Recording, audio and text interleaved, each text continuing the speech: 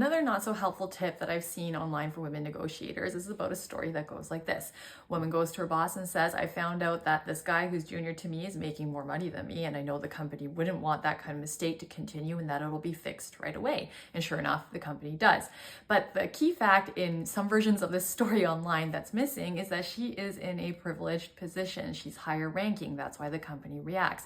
But for most of us, that's not really a good role model story because we don't occupy those high power positions. And whether you're a man or a woman, if you go to your boss with that kind of attitude, it's going to put them on their back foot. People don't really want to help people that they don't like.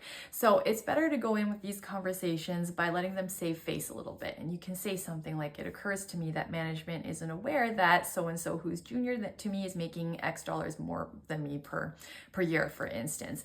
And then you're going to go and prepare a document that quantifies exactly why you should be making more than that. And that means dollar figures, hours, percentage outputs, and take a look at whatever the company's tracking in terms of output and see what you bring to the table, compare it, and don't give it to your boss by email because you want to talk about these things in person, walk them through it, and also keep an eye on how they're reacting because you can tailor your tone to their facial expressions.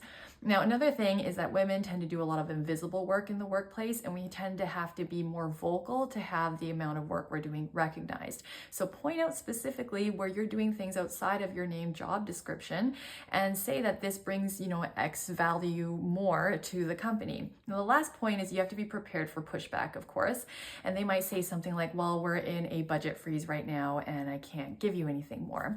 Well, in that kind of situation, you could say, well, then I'd like an agreement that says once the freeze is lifted, I will get an automatic X% increase.